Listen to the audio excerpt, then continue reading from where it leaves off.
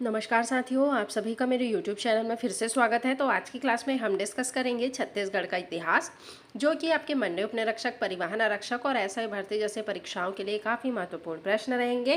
तो चलिए देरी न करते हुए देखते हैं आज का पहला प्रश्न।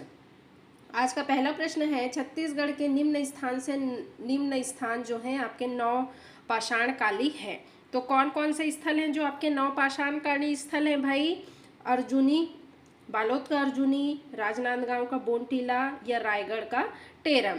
तो कौन कौन सा है आपका जो 9 पाषाणकाली स्थल? तो आपका जो बालोद का अर्जुनी, राजनांदगांव का बोनटीला और रायगढ़, ये तीनों ही जो हैं आपके 9 पाषाणकाली स्थल हैं। तो आपका करेक्ट आंसर हो जाएगा क्या? Option number D.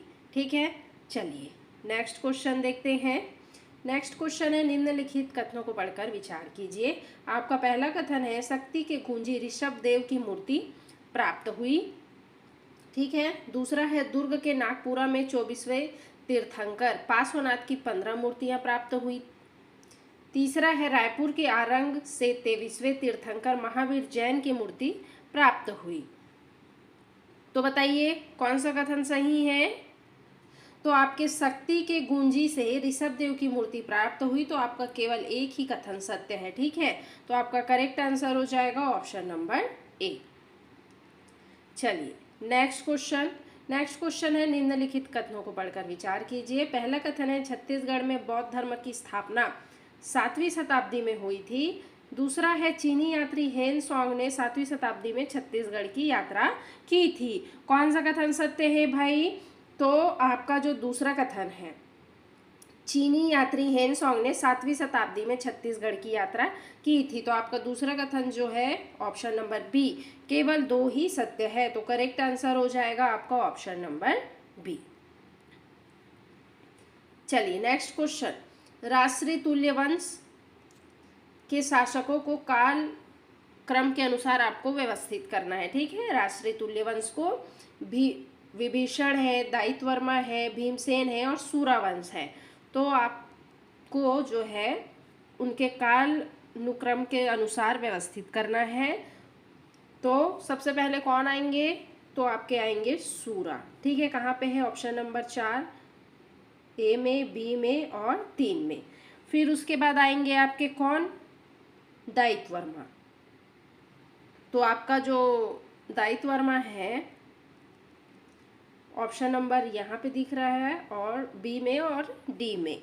उसके बाद आएंगे आपके कौन? विभीषण। तो आपका ऑप्शन नंबर डी में दिख रहा है कि 4, 2 और 1, 3। ठीक है, सूरा आएंगे, फिर आएंगे दायित्वर्मा, विभीषण और भीमसेन। ठीक है, तो आपका करेक्ट आंसर हो जाएगा ऑप्शन नंबर डी। चलिए नेक्स्ट क्वेश्चन, निम्नलिखित में से कौन सा अभिलेख पांडुवंशी शासक इंद्रबल का है? तो कौन सा अभिलेख है भाई? कियातला महासमुंद। बताइए, पांडुवंश शासक इंद्रबल का है, कौन सा है? तो ना तो 1 है और ना ही 2 है। ठीक है, तो आपका करेक्ट आंसर हो जाएगा ऑप्शन नंबर डी। आप सभी वीडियो के लास्ट तक बने रहिएगा, सभी प्रश्न बहुत ही इंपॉर्टेंट है। निम्नलिखित कथनों को पढ़कर विचार कीजिए। मर जमूरा शिलालेख सोमवंशी शासक महाशिवगुप्त प्रथम का है। दूसरा, इसने विनीतपुर का नाम बदलकर ययतिपुर रखा है और उसे अपनी राजधानी बनाई है। छठवां प्रश्न का आंसर क्या होगा भाई? क्या होगा छठवां प्रश्न का आंसर? ए और 2 जो कि हैं दोनों सही हैं। ठीक है, आपका करेक्ट आंसर हो जाएगा ऑप्शन नंबर सी। चलिए नेक्स्ट क्वेश्चन, अडभार ताम्रपत्र किस शासक का है? तो किस शासक का है भाई? तो ये आपके नन्नराज द्वितीय का है। तो आपका करेक्ट आंसर हो जाएगा ऑप्शन नंबर डी। चलिए नेक्स्ट क्वेश्चन है, छत्तीसगढ़ में सबसे बड़ा साम्राज्य था, किनका था भाई? छत्तीसगढ़ में सबसे बड़ा साम्राज्य तो आपके स्कंद वर्मा जी का था। ठीक है, तो आपका करेक्ट आंसर हो जाएगा ऑप्शन नंबर डी। चलिए नेक्स्ट क्वेश्चन, सरबपुरी शासक नरेंद्र राज का ताम्रपत्र किस स्थान से प्राप्त हुआ है? किस स्थान से प्राप्त हुआ है? पीपरडुला, कुरुद। कहाँ से प्राप्त हुआ है जी नरेंद्र राज का ताम्रपत्र? किस स्थान से? तो आपके 1 और 2। ठीक है, पीपरडुला और कुरुद। ठीक, तो आपका करेक्ट आंसर हो जाएगा ऑप्शन नंबर सी। चलिए नेक्स्ट क्वेश्चन है छत्तीसगढ़ी। छत्तीसगढ़ में मौर्यकालीन चांदी के सिक्के प्राप्त हुए हैं। तो कहाँ कहाँ से मौर्यकालीन चांदी के सिक्के प्राप्त हुए हैं भाई? तो आपके तारापुर, सारंगगढ़, अकलतरा या ठठरी, कहाँ से प्राप्त हुए हैं?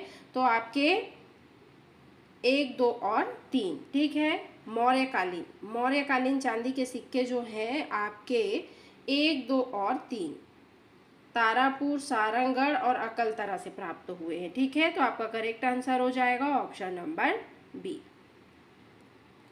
चलिए नेक्स्ट क्वेश्चन, निम्नलिखित में से किस शासक ने त्रिलंगाधिपति की उपाधि धारण की थी? तो कौन से शासक थे भाई जिन्होंने त्रिलंगाधिपति की उपाधि धारण की थी?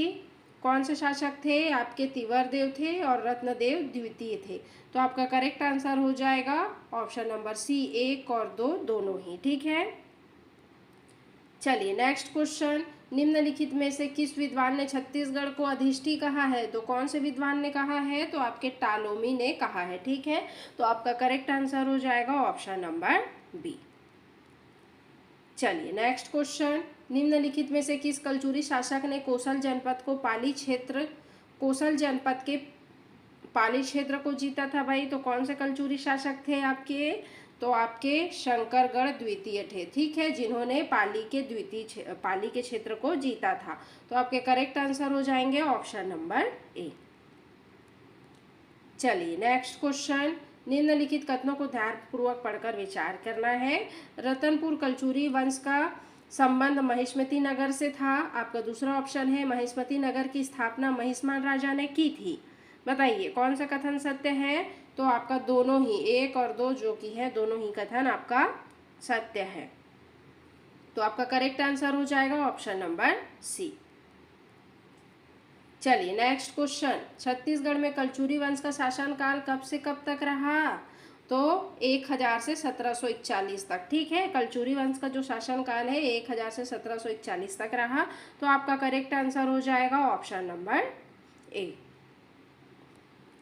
चलिए जी नेक्स्ट क्वेश्चन, निम्नलिखित में से किन वंशों ने कलचुरी राजवंश के समकालीन शासन किया है? कलचुरी राजवंश के समकालीन शासन किया है, किन वंशों ने किया है?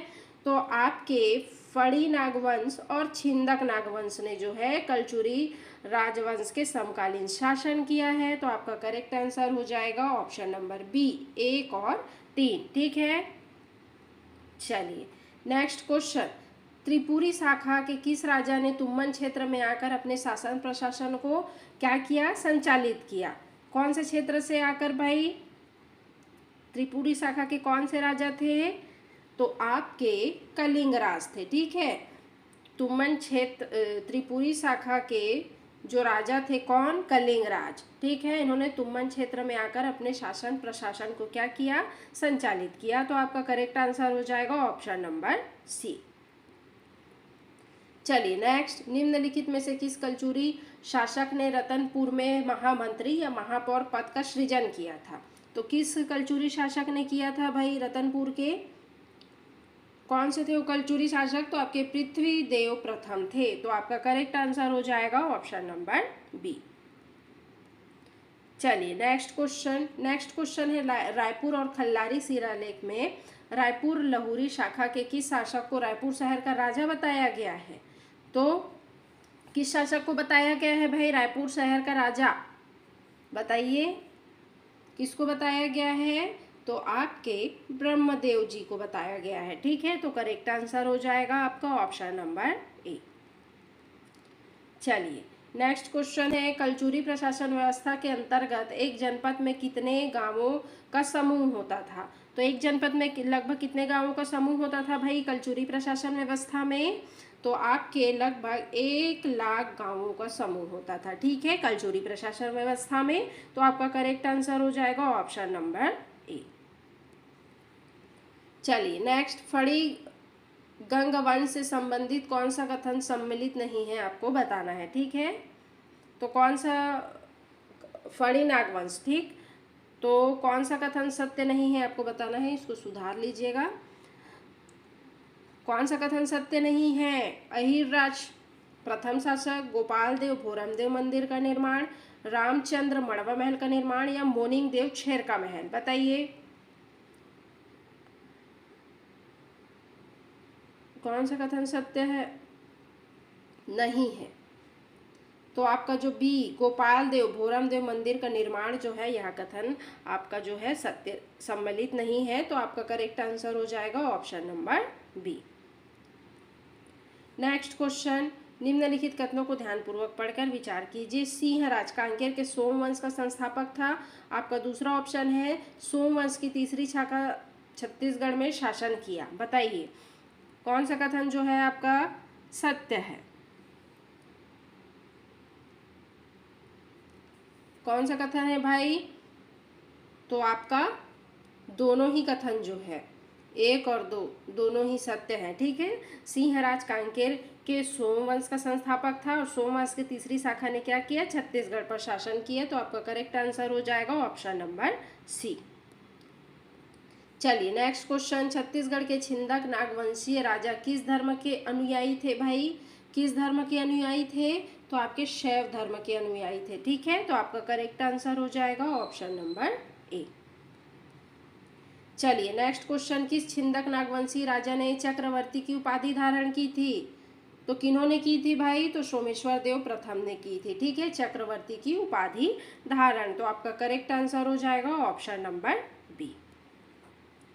चलिए नेक्स्ट क्वेश्चन, बस्तर अंचल में प्रचलित नरबलि प्रथा के संबंध में होने वाले निम्नलिखित में से कौन सा विद्रोह है? नरबलि प्रथा के संबंध में बताइए तो कौन सा विद्रोह है? तो आपका मेरिया विद्रोह है। तो करेक्ट आंसर हो जाएगा आपका ऑप्शन नंबर ए। ठीक है।